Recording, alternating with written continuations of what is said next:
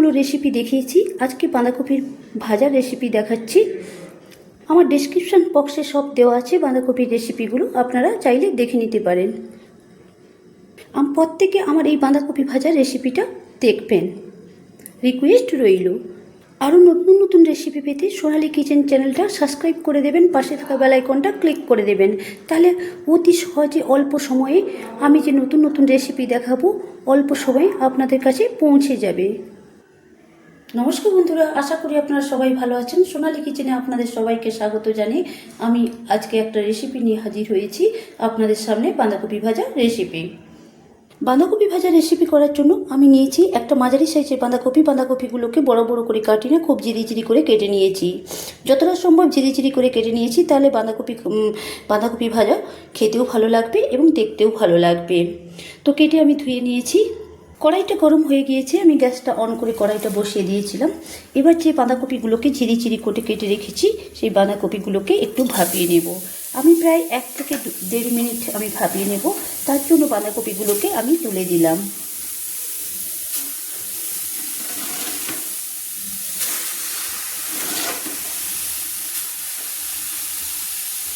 কেটে রাখা বাঁধাকপিগুলোকে আমি তুলে দিয়েছি। এবার আমি দিয়ে দিচ্ছি লবণ। আমি 1 চামচ লবণ দিয়ে দিলাম। দিয়ে আমি অল্প একটু জল দিয়ে দিলাম। অল্প জল দিলাম, বেশি নয়। এই অল্প জলেই কিন্তু বাঁধাকপিটা ভাপানো হয়ে যাবে। তারপর বাঁধাকপির একটা জল থাকে, তাতে কিন্তু ভাপানো হয়ে যাবে। এবার আমি বাঁধাকপি যেহেতু লবণ দিয়েছি, সেহেতু একটু নেড়ে নিচ্ছি। আমি 1 থেকে 1.5 মিনিট কিন্তু ভাপিয়ে নিচ্ছি। বাঁধাকপিটা আমার নাড়া হয়ে গেছে। এবার আমি গ্যাসের ফ্লেমটা মাঝারি ফ্লেমে দিয়ে দিলাম। দিয়ে আমি বাঁধাকপিগুলোকে 1 থেকে 1.5 মিনিট ভাপিয়ে নিচ্ছি একটা চাপা দিয়ে।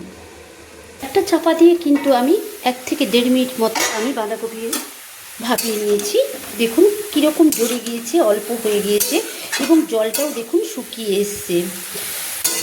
এইভাবে বাঁধাকপিটা ভাপিয়ে নিতে হবে, যাতে জলটা না ফেললে ভালো, বাঁধাকপির যাতে জলটা শুকিয়ে যায়, সেভাবে কিন্তু বাঁধাকপিটা ভাপিয়ে নিলে ভালো। তাতে বাঁধাকপির ভাজাটা খেতে ভালো লাগবে এবং টেস্টটাও দারুণ লাগবে। দেখুন জলটা আমার শুকিয়ে এসছে। এবার বাঁধাকপিটা আমি তুলে নেব, ভাপানো আমার হয়ে গেছে। এবার আমি বাঁধাকপিটাকে তুলে নিচ্ছি। দেখুন একদম জল আমার শুকিয়ে গেছে, আমি তুলে নিচ্ছি। একটা চামচ দিয়ে বাঁধাকপিটাকে তুলে নিচ্ছি।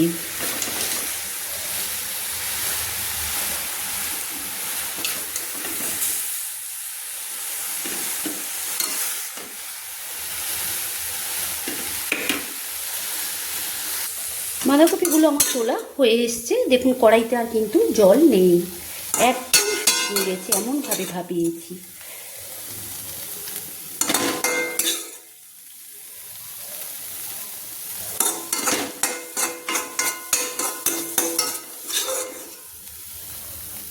বাঁধাকপিগুলোকে একটা প্লেটে আমি তুলে নিয়েছি। বাঁধাকপি ভাপানোর পর আমি কড়াইটাকে পরিষ্কার করে ধুয়ে নিয়েছি। এবার কড়াইটা আমার গরম হয়ে গেছে। এবার আমি বাঁধাকপি ভেজে নেব। তার জন্য আমি দিয়ে দিচ্ছি সাদা তেল। আমি সাদা তেল নিয়েছি, যেহেতু বাঁধাকপিটা ভাজবো সেহেতু একটু বেশি তেল কিন্তু দিতে হবে, তাই একটু বেশি করে তেল দিলাম। এবার আমি তেলটা আমার গরম হচ্ছে। তেলটা দেখুন গরম হয়ে গিয়েছে। এবার তেলটাকে একটা খুন্তি দিয়ে কিন্তু আমি নেড়ে নিচ্ছি। তেল থেকে ধোঁয়া ছাড়ছে। বাঁধাকপি ভাজাতে একটু বেশি তেল দিলে কিন্তু খেতে ভালো লাগে এবং দেখতেও ভালো লাগে। তেল থেকে ধোঁয়া ছাড়ছে। এবার আমি দিয়ে দিচ্ছি 3টে গোটা শুকনো লঙ্কা। আমি 3টে গোটা শুকনো লঙ্কা দিয়ে দিলাম। দিয়ে দিলাম আমি 3টে পেঁয়াজ। আমি 3টে পেঁয়াজ কুচিয়ে ধুয়ে রেখেছিলাম, সেই 3টে পেঁয়াজ আমি দিয়ে দিলাম কুচানো পেঁয়াজ। কারণ একটু পেঁয়াজ বাঁধাকপির ভাজাতে একটু কোচানো পেঁয়াজ বেশি দিলে ভালো লাগে, খেতে ভালো লাগে, তাই একটু কোচানো পেঁয়াজটা বেশি দিলাম। 3টে পেঁয়াজ কুচিয়ে রেখেছিলাম। পেঁয়াজগুলো একটু ভেজে নিচ্ছি।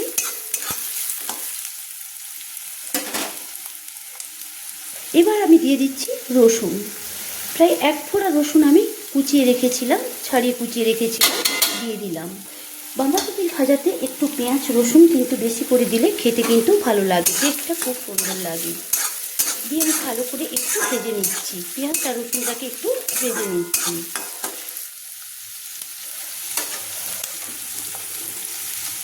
খুব গোল্ডেন ব্রাউন করে ভাজবো না, লাল লাল করে ভাজবো না, একটু হালকা হালকা করে ভেজে নেব।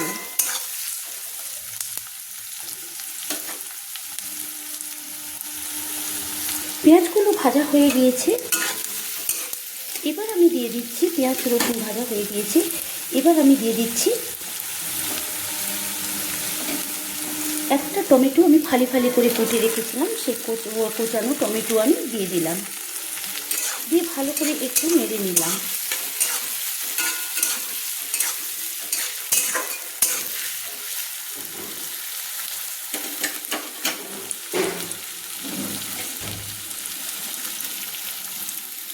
টমেটোগুলো দেখুন একটু লাল লাল করে আমি ভেজে নিয়েছি, একটু গলে গিয়েছে টমেটোগুলো, দেখুন গলে গিয়েছে।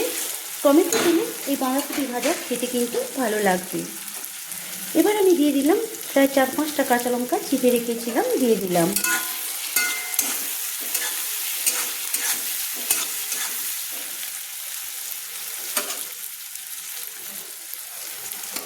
ভালো করে আমার সব কিছু কিন্তু একটু ভেজে নিলাম, আমি তেলের সঙ্গে ভেজে নিলাম, সব কিছু আমার ভাজা হয়ে গিয়েছে, টমেটোগুলো গলে গিয়েছে।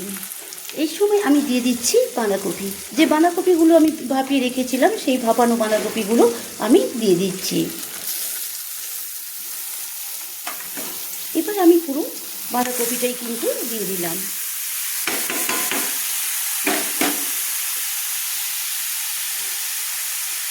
দিয়ে দিলাম আমি 1 চামচ লবণ, ভাপানোর সময় আমি 1 চামচ লবণ দিয়েছিলাম, এখন আমি 1 চামচ লবণ আমি দিয়ে দিলাম, টোটাল 2 চামচ লবণ দিলাম। দিলাম আমি একটু সামান্য হলুদ দিয়ে এবার বাঁধাকপিগুলোকে পেঁয়াজ রসুন টমেটো সব কিছুর সঙ্গে তেলের সঙ্গে আমি নেড়ে নিচ্ছি। এবার আমি ভাপানো বাঁধাকপি ভেজে নিচ্ছি।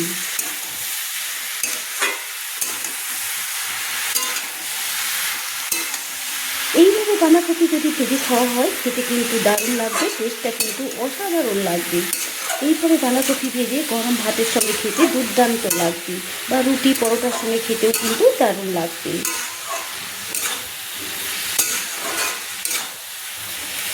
এবার আমি বাঁধাকপিগুলোকে প্রায় মাঝারি ফ্লেমে 1.5 থেকে 2 মিনিট আমি প্রায় ভেজে নিচ্ছি।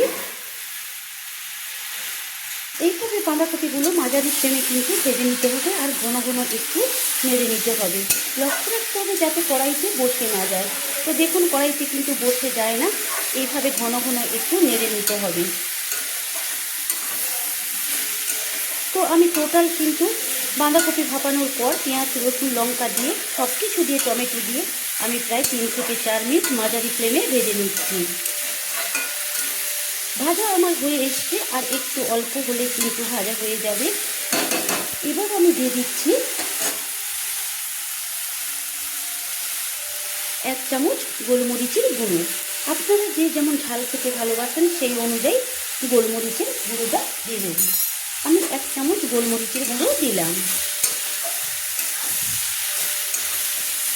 এই গোলমরিচের গুঁড়োটা দিলে বাঁধাকপির ভাজাটা খেতে কিন্তু খুব ভালো লাগবে। দিয়ে আমি ভালো করে কিন্তু আবারও ভেজে নিচ্ছি বাঁধাকপিগুলোকে।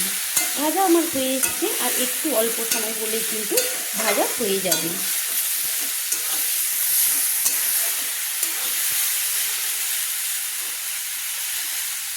বাঁধাকপি ভাজা আমার হয়ে এসছে, প্রায় আমি 3 মিনিট ধরে ভেজে নিয়েছি টোটাল। দেখুন ভাজাটা কত সুন্দর হয়েছে, দেখতে যেমন লোভনীয় হয়েছে, খেতে তেমন দুর্দান্ত স্বাদের হবে। এইভাবে বাঁধাকপি ভেজে যদি গরম গরম ভাতের সঙ্গে খাওয়া যায় খেতে কিন্তু দারুণ লাগবে। এই বাঁধাকপি ভাজা দিয়ে কিন্তু ভাত খাওয়া হয়ে যাবে। এবার আমি লাস্টে দিয়ে দিচ্ছি ধনেপাতা কুচি। আমি ধনেপাতা কুচিয়ে ধুয়ে রেখেছিলাম, সেই ধনেপাতা আমি ছড়িয়ে দিচ্ছি। দিয়ে ভালো করে আমি আবারও নেড়ে নিচ্ছি।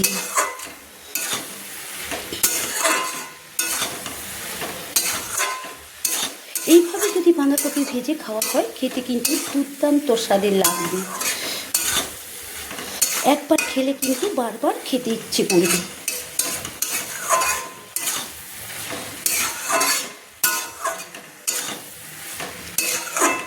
বাঁধাকপি ভাজা আমার একদম কমপ্লিট হয়ে গেছে। দেখুন কি সুন্দর হয়েছে এই বাঁধাকপির ভাজাটা। এবার আমি গ্যাসের ফ্লেমটাকে অফ করে দেব। বাঁধাকপি ভাজা আমার কমপ্লিট হয়ে গেছে। এবার আমি গ্যাসের ফ্লেমটাকে অফ করে দিলাম। একটা প্লেটে কড়াইটা নামিয়ে একটা প্লেটে সার্ভ করে আপনাদের দেখাচ্ছি। গ্যাসের ফ্লেমটা অফ করে দিলাম। এবার আমি কড়াইটা নামিয়ে নিচ্ছি। বাঁধাকপি ভেজে আমি একটা কড়াই থেকে আমি একটা প্লেটে সার্ভ করে নিয়েছি। এই গরম গরম বাঁধাকপি ভাজা ভাতের সঙ্গে খেতে কিন্তু দুর্দান্ত লাগবে। দেখুন কি সুন্দর হয়েছে বাঁধাকপি ভাজাটা, দেখতে কতটা লোভনীয় হয়েছে দেখুন।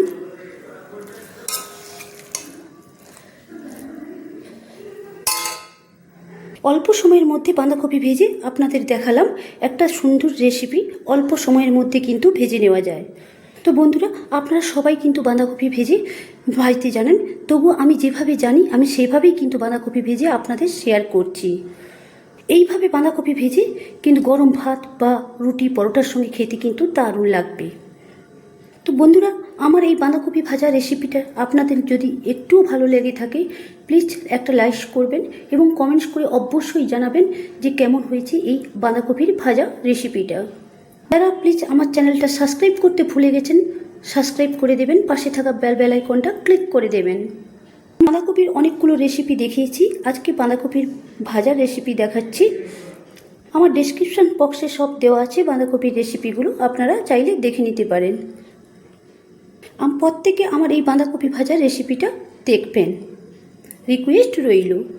আরও নতুন নতুন রেসিপি পেতে সোনালী কিচেন চ্যানেলটা সাবস্ক্রাইব করে দেবেন, পাশে থাকা বেল আইকনটা ক্লিক করে দেবেন। তাহলে অতি সহজে অল্প সময়ে আমি যে নতুন নতুন রেসিপি দেখাবো অল্প সময়ে আপনাদের কাছে পৌঁছে যাবে।